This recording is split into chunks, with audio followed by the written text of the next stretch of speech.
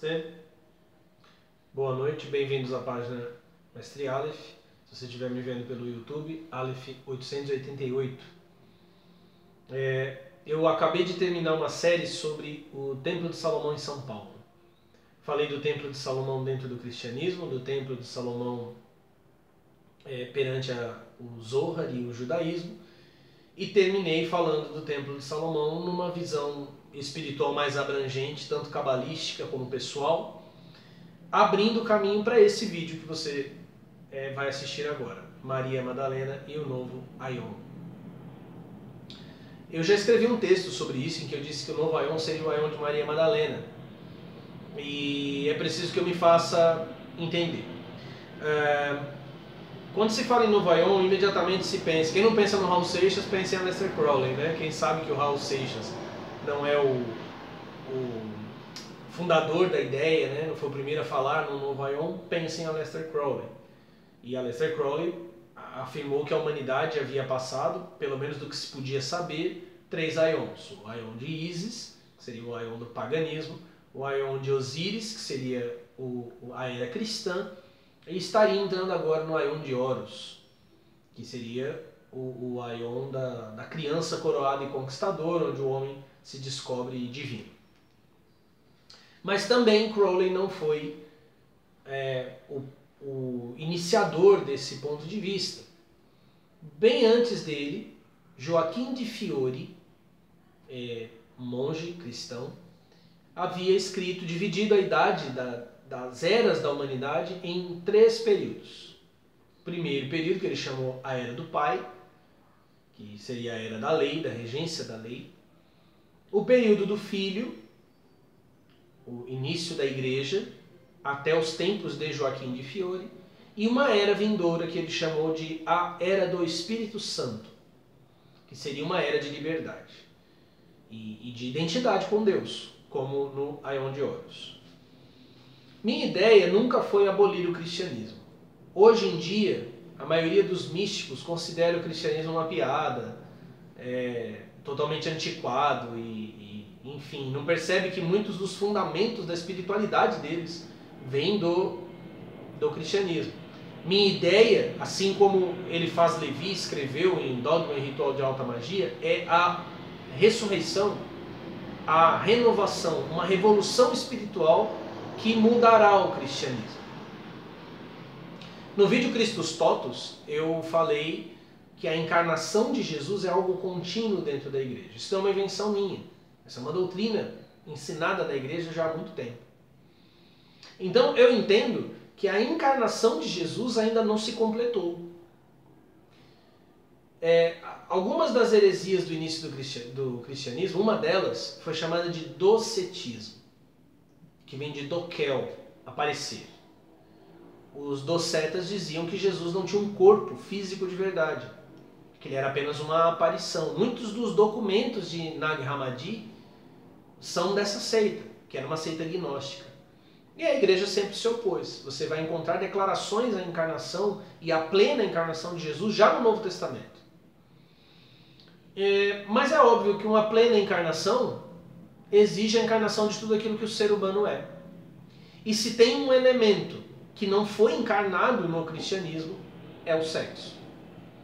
Claro, houveram místicos cristãos que tiveram experiências de teor erótico e sexual. Santa Teresa d'Ávila, São João da Cruz. Vou fazer um vídeo para falar disso aí. Que tinham experiências sensoriais profundas, mas que foram colocadas em suspeita pela igreja. Historicamente, a igreja teve uma visão extremamente negativa do sexo. E parte dessa visão remonta à imagem de Jesus como um celibatário, como um homem não casado. Parte dessa visão remonta a isso. O que é o progresso natural da igreja. Por isso que em meus primeiros vídeos eu falei bastante da face feminina de Deus, do Espírito Santo como face feminina de Deus, preconizando esta era. E não tem como falar em Shekinah, como falei no vídeo passado, em face feminina de Deus, sem falar da manifestação dessa face feminina em Maria Madalena. Não é a única manifestação, mas é a manifestação mais importante para a era que estamos vivendo. Só que falar de Maria Madalena é difícil. Por que é difícil? Primeiro, criaram-se muitos mitos em torno de Maria Madalena, desde os mitos construídos dentro da cristandade como aqueles construídos fora, nos opositores. Essa semana mesmo eu estava numa aula e não tinha nada a ver o assunto. E aí um carinha começou a falar, não, porque Maria Madalena, porque a esposa de Jesus e blá blá blá blá. Virou regra. É verdade, Maria Madalena casou com Jesus e eles tiveram filhos, a igreja encobriu. Normalmente, quando você parece estar desvendando uma conspiração terrível, você não pensa que tem alguém ganhando dinheiro no desvelar dessa conspiração. E a história do Jesus casado com Maria Madalena virou um puta produto, desde o Código da Vinci e até antes com a linhagem sagrada e o Santo Graal, né, que foi o livro que inspirou vários autores, inclusive os do Código da Vinci. Então mesclou-se a isso uma infinidade de mitos.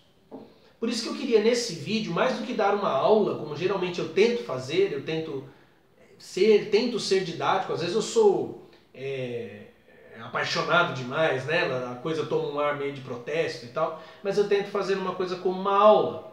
Nesse vídeo eu quero mais conversar com vocês sobre as questões envolvendo Maria Madalena e do que nós temos que libertá-la para poder comungar com ela, com aquilo que ela vem nos trazer. Não tem como falar de Maria Madalena e não falar, por exemplo, de Rennes-le-Château, na França. A famosa igreja que é mencionada aí em toda a literatura acerca do Santo Graal. Quando a gente fala dessa igreja, nós temos partidos muito opostos. Dentro da Igreja Católica e na apologética protestante, você vai ter afirmações de que o Saunier, que reformou a igreja, que ele era um canalha, que ele era um pilantra, e que ele vendeu missas para ganhar dinheiro, e que ele tinha acordos com partidos, e pronto. E aí o cara está desacreditado. Em parte isso é verdade. Quando o Saunier foi chamado para enfrentar um processo por conta da acusação de vendas de missas, quer dizer, ele celebrava missas para pessoas que não podiam receber a comunhão, em particular, entre outras coisas mais escabrosas. Ele não quis mostrar o livro de registro da paróquia dele, e mais tarde esse livro foi descoberto e haviam as indicações das missas irregulares. Mas isso não resolve a questão. Do outro lado, tem gente dizendo, é porque ele encontrou o segredo, e aí ele ganhou dinheiro porque ele chantageou a igreja e tal. Que não é verdade. Né? Há um meio termo dentro dessa história. Dentro de Rennes-le-Château existem inúmeros símbolos, inclusive o simbolismo mais importante para o que eu vou falar. O simbolismo do espelho. Existem inúmeras inversões. A mais importante delas é logo na entrada. Você vai ver uma imagem de Jesus sendo batizado e espelhando esta imagem, a imagem de um demônio com uma pia batismal sobre a cabeça. Esta não é algo comum de você encontrar dentro de uma igreja. O chão entre Jesus e o demônio é quadriculado como um tabuleiro de xadrez. Lembrando, Rennes-le-Château está no Languedoc, que foi a terra dos cátaros. Daqui a pouco eu falo dos cátaros. E os cátaros eram dualistas, acreditavam em dois deuses. Um deus bom, criador do espírito e da luz, e um deus mau, que era o criador da matéria e era o deus do Antigo Testamento. Muita gente acredita, pelo simbolismo do demônio, que ele é Asmodeus. Porque no Testamento de Salomão, que é um livro apócrifo, Salomão elimina a força de Asmodeus colocando água sobre ele, fazendo-o carregar água, e assim ele o obriga a trabalhar na construção do templo. Fazendo uma ponte entre os dois vídeos, eu já afirmei em textos que Edir Macedo não é um ser humano, que ele é a manifestação de uma entidade demoníaca. Parece um absurdo, mas cabalisticamente, com o apoio do Zohar, essa afirmação faz sentido. Eu já afirmei também que foram os praticantes da Goécia, energizando os sigilos, que são na verdade os sigilos da Goécia, adiantando já um vídeo que vou fazer, eles são sigilos, eles são placas vampíricas. É isso que os sigilos são. Que depois de muitas invocações alimentaram esses sigilos e deram força a essa manifestação. Asmodeus usurpou o lugar de Salomão, assumiu o lugar de Salomão. E segundo a Cabalá, Asmodeus, assim como Jesus, é um filho de Davi, porque Asmodeus foi gerado de uma emissão de sêmen noturna. Uma das 4 esposas de Samael se aproveitou do sêmen de Davi quando ele estava acampando no deserto para gerar Asmodeus. É um mito cabalístico. Se Jesus é o filho de Davi, gerado sem pai pelo Espírito Santo, Asmodeus é o filho de Davi, gerado de uma mulher demônio. Os dois deuses em oposição.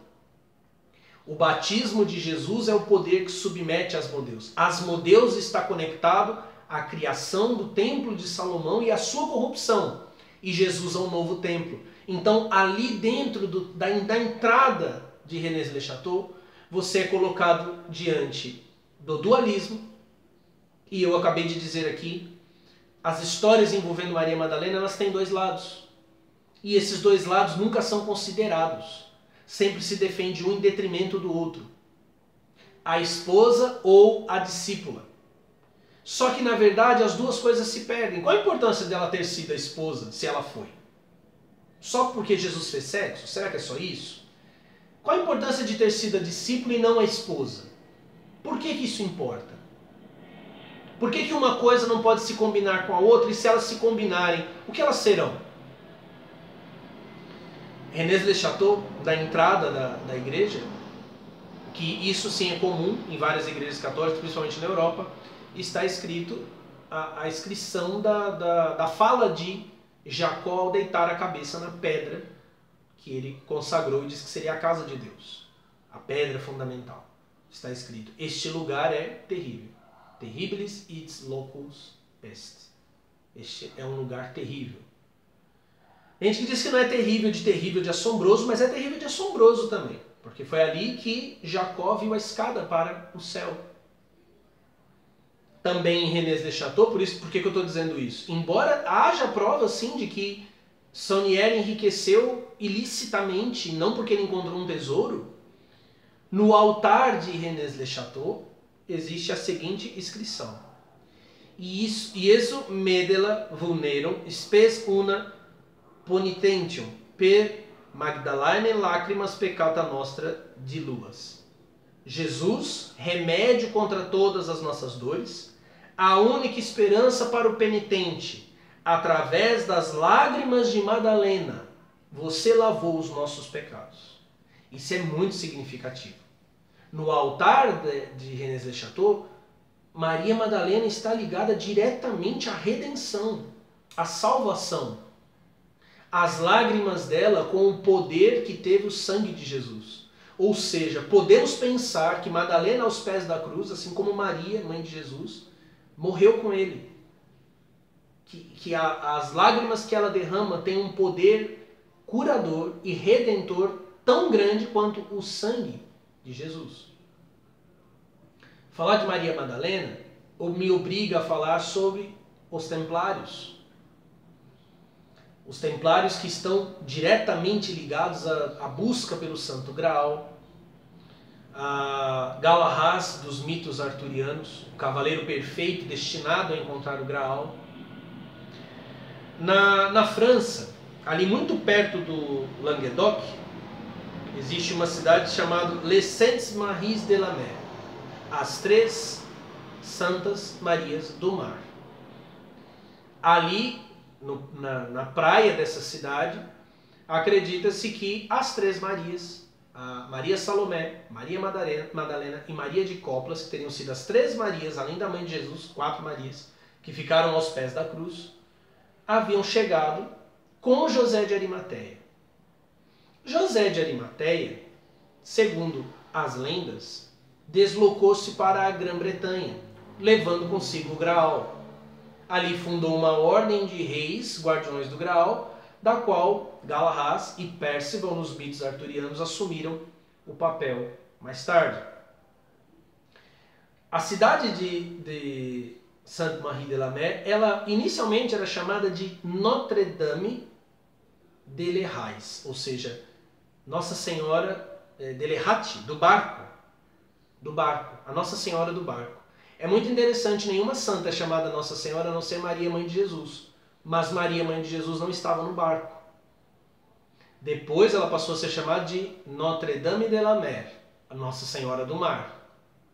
E, finalmente, as Três Marias do Mar. Por isso que acredita-se que a Catedral de Notre-Dame não foi dedicada a Nossa Senhora Mãe de Jesus, Nossa Senhora Aparecida, mas a Nossa Senhora Maria Madalena. A devoção a Maria Madalena na França é muito forte. Então eu sou obrigado a falar dos templários que atuaram naquela região, que foram essenciais na fundação de Portugal. Existem muitos castelos portugueses ali. Isso vai me conduzir à profecia do Quinto Império, a Padre Antônio Vieira, ao sebastianismo, e culmina na postura que eu já disse que não é apenas política, mas espiritual, do separatismo em São Paulo, porque essa cadeia espiritual migra para cá. Isso eu vou explicar em vídeos vindouros. Mas aqui é o lugar ideal para um renascimento consciente do papel de Maria Madalena. Mas falando dos templários, eu preciso lidar com como a igreja lidou com eles. Com a morte de Jacques de Molay. Para Fernando Pessoa, o verdadeiro profeta do Novo Éon, Jacques de Molay era um herdeiro espiritual de Jesus Cristo. Ele tece uma genealogia espiritual que começa em Sócrates e termina em Dom Sebastião, passando por Jesus e Jacques de Molay, que foi o grão-mestre da Ordem dos Templários. Normalmente, quando se fala em templários, se vê a igreja mandando matá-los e tudo mais. Mas Clemente V, que era papa, durante a Inquisição dos Templários, intercedeu por eles várias vezes. Em 2007, se eu não estiver enganado, o documento que já se sabia que existia, com assinaturas de 4 cardeais, decidindo pela inocência de Jacques de Molay e dos Templários, foi encontrado. Claro, a igreja não tomou atitude nenhuma depois do julgamento. Isso não muda o fato de que a igreja não fez nada para retificar o erro que cometeu. Mas é preciso que eu entenda que a revelação de Maria Madalena é uma revelação para completar a igreja. Nós, quando pensamos Jesus Maria Madalena, nós pensamos em sexo. Ah, Jesus foi um homem completo porque ele fez sexo. Correto. Completa-se a encarnação. Osíris, usando a linguagem de Crowley, recupera o falo perdido, porque a sexualidade é retomada. Ela é reintegrada, ela é reequilibrada. Só que é mais que sexualidade. Cabalisticamente, quando um homem e uma mulher se unem, o Santíssimo está ali. Para que Jesus seja a casa de Deus, ele precisa estar com Maria. Ou ele precisa estar com uma mulher, com a qual ele se una não apenas sexualmente, mas haja uma união de alma, uma união de coração. É muito curioso que a igreja hoje enfrenta uma crise. A crise da família tradicional. A crise dos modelos de casamento, dos modelos de família. Curiosamente, esses modelos poderiam ser fortalecidos e apontados de um exemplo magnífico se Jesus e Maria Madalena fossem entendidos como manifestação da face masculina e feminina de Deus. Existe uma antiga lenda cristã que diz que depois da morte de Jesus, Maria Madalena conseguiu acesso a Tibério César. Porque ela era uma cidadã romana importante, um título que na Bíblia apenas Paulo tem. E ela foi reclamar do julgamento injusto de Jesus. E relatando o acontecimento, ela disse que Jesus ressuscitou dos mortos. E aí o Tibério César disse, até parece. É mais fácil um ovo ficar vermelho do que um homem ressuscitar dos mortos. E Maria Madalena teria então pego um ovo na mesa, ou de um vendedor, aí variam as histórias, e quando ela tocou o ovo ele ficou vermelho. Muitos atribuem a isso Daí pintar os ovos, né? Um costume que aqui no Brasil a gente não tem, mas que nos Estados Unidos tem, não sei se tem aqui no Brasil, mas sei que nos Estados Unidos tem muito, na Europa também tem. Mas pense mais profundamente nisso. O ovo é o símbolo do cosmos, do ovo primordial. Tem muitas culturas que falam deste ovo primordial, onde as energias cósmicas estavam unidas. Eu falei nos vídeos sobre o Templo de Salomão que o verdadeiro templo é Jesus e Maria Madalena. Eles são as colunas de Aquim e Boaz. Eles é o templo que Deus haverá de construir, ele constrói firmado nos dois, que é o próprio cosmos, o universo, transformado no seu último estágio. Porque é vermelho, o estágio final da alquimia, o rubedo. Né? Nigredo, o estado de morte, o albedo, de purificação, os citrínitas, quando há uma mudança da prata para o ouro, esse é o estado em que estamos. Se fala muito de iluminação, ou que a igreja está, né, quando cultua Cristo como herói solar. Mas para entrar no rubedo, para entrar no estágio final de perfeita iluminação, é necessária a manifestação do Espírito Santo, é necessário Maria Madalena. Maria Madalena está em todos os evangelhos, em todos os cenários de crucificação, ela está em todos os cenários da ressurreição e ela está de modo especial no cenário da ressurreição no evangelho de João. Depois ela some. Não é esquisito? Não é estranho?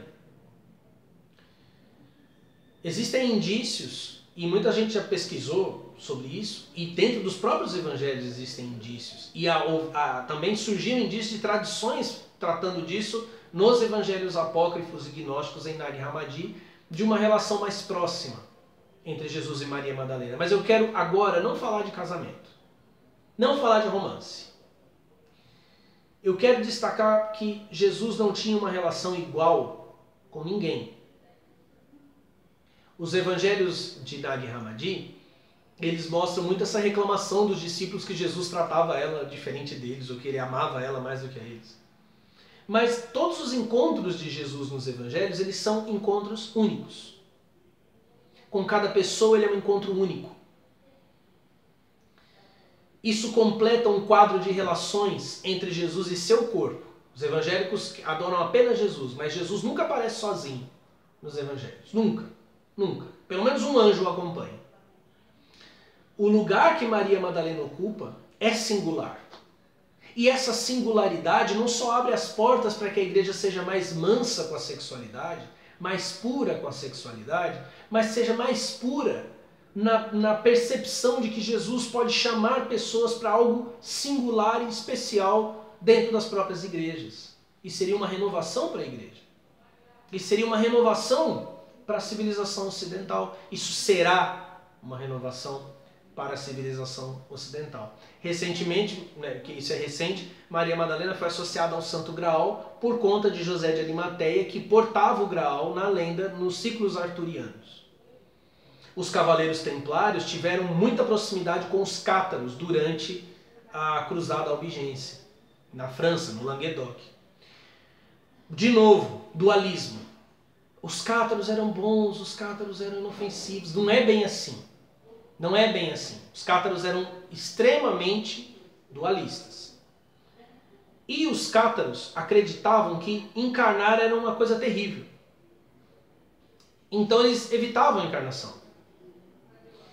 Eles tinham até um suicídio ritualístico. Eles tinham um sacramento que era chamado consolamento, que eles acreditavam que quando alguém recebia o consolamento era plenamente perdoado ou purificado.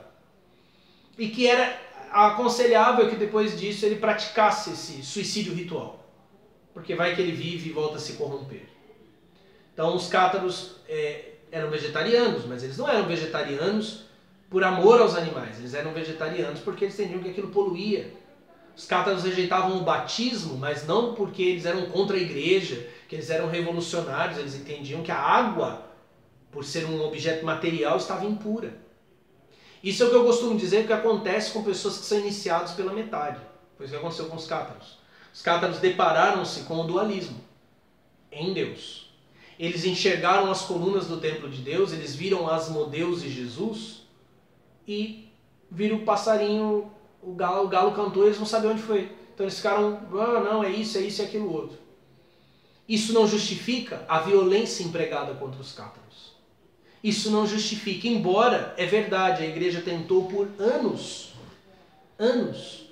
trazer os cátaros de volta. Não era uma questão de liberdade religiosa como é hoje. Era uma questão de ordem social. Eram outros tempos. Mas os templários tiveram um relacionamento muito próximo com os cátaros e até os protegeram. É muito interessante que mitos, inclusive de ritos sexuais, tenham aparecido depois no julgamento dos cátaros, embora Clemente V, o Papa, tenha sido crítico às torturas que os templários sofreram. E isso são documentos que qualquer pessoa tem acesso. Maria Madalena, todos os santos têm símbolos. Você vê a imagem de Paulo, ele carrega uma espada. A imagem de Santo Agostinho, um coração incandescente. Pedro, as chaves, né, que Jesus deu a ele. Maria Madalena tem um simbolismo extraordinário, ligado inclusive a esse do ovo. É o ovo, o crânio. Maria Madalena geralmente aparece ao lado de um crânio. Inclusive nos ícones da igreja ortodoxa, você vai ver Jesus descendo da cruz, uma mulher desmaiada e um crânio. E Maria Madalena aparece lendo um livro. Paulo aparece carregando um livro fechado e uma espada. Mas Maria Madalena aparece lendo um livro. O ovo eu já falei. O livro é o evangelho, mas é um evangelho aberto. É o evangelho lá no livro do Apocalipse. Paulo tem um livro, mas ele está fechado. Maria Madalena tem um livro aberto, assim como Tomás de Aquino tem um livro aberto. Ou seja, os mistérios divinos são revelados através de Maria Madalena. Maria Madalena é aquela que nos fará lembrar tudo aquilo que ele ensinou. Jesus não disse isso, que seria na época do Espírito Santo, na era do Espírito Santo. Sem ela, o templo de Deus não se completará.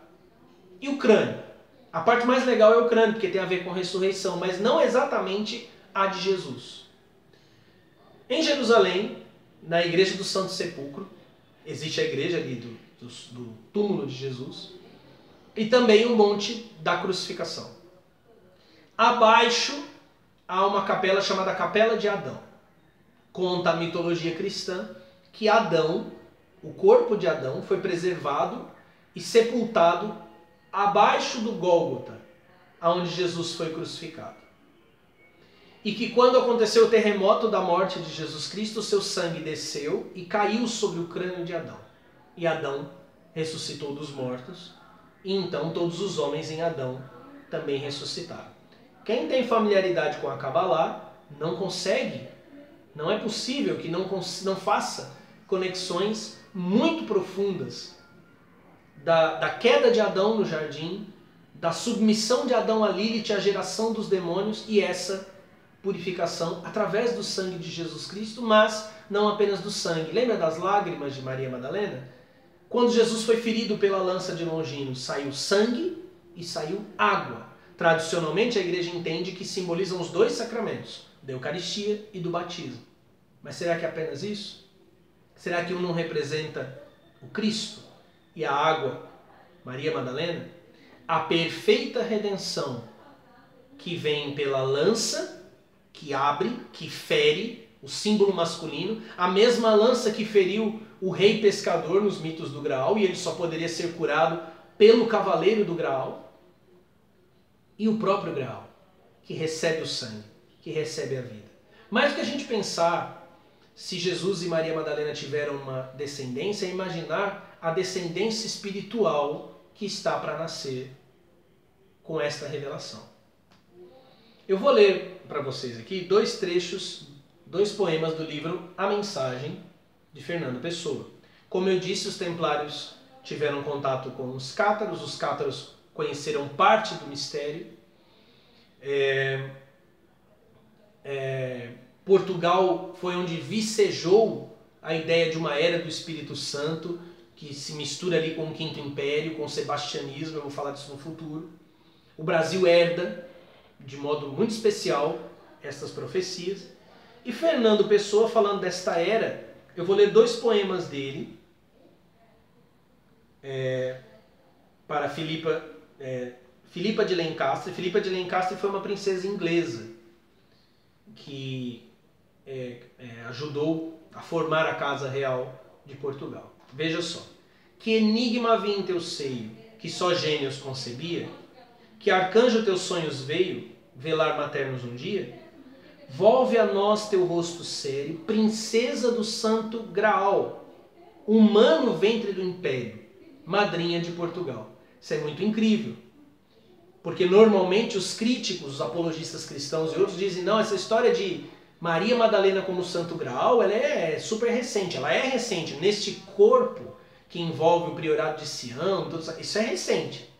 Mas o próprio Fernando Pessoa aqui está escrevendo, falando que a princesa inglesa era ela mesma a princesa do Graal. Essa menção, o humano ventre que gerou o Império de Portugal. Essa menção à princesa do Graal é justamente uma referência à visão de Galahad, ou Galahad, que vê uma menina, uma mulher, carregando o Graal, quando ele tem a visão do palácio do rei pescador. Mais à frente, o desejado.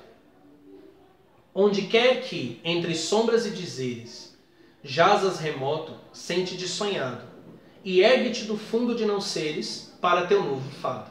Vem Galahad, o cavaleiro perfeito, para muitos uma nova encarnação de Jesus. Lembre-se da ideia de Fernando Pessoa de uma hierarquia espiritual, na qual Jesus se une a Sócrates, se une a Jacques de Molay dos Templários. Vem Galahad com pátria erguer de novo, mas já no auge da suprema prova, a alma penitente do teu povo, a Eucaristia nova.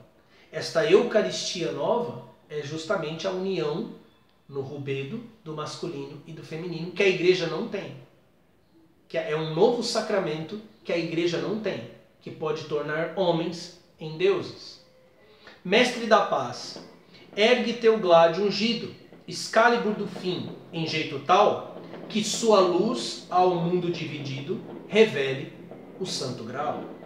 Ou seja, aqui ele cantando ao Rei Divino, ele espera que esse Rei Divino traga uma nova Eucaristia. Ele menciona o escudo ungido, a Excalibur, a espada do Rei Arthur, de novo, Templários, Maria Madalena, mito do Graal, José de Arimateia. Mas ele levantará essa espada para revelar o Santo Graal. E ele havia dito que o ventre humano que gerou o império era a princesa do Graal. Ou seja, a grande missão divina, a grande missão desses tempos é a revelação da face feminina de Deus. É a revelação de Maria de Magdala. Bom, eu vou falar disso mais vezes, vou intercalar com esses assuntos elementos da mística cristã, na medida do possível, vou desmistificando essa dificuldade que temos em conciliar ideias opostas, porque sem o conciliar, sem unir os pilares branco e negro, nós não vamos edificar um templo perfeito para Deus. E esse é teu trabalho e esse é meu trabalho. Espero que você tenha gostado. Até nosso próximo vídeo. Namastê.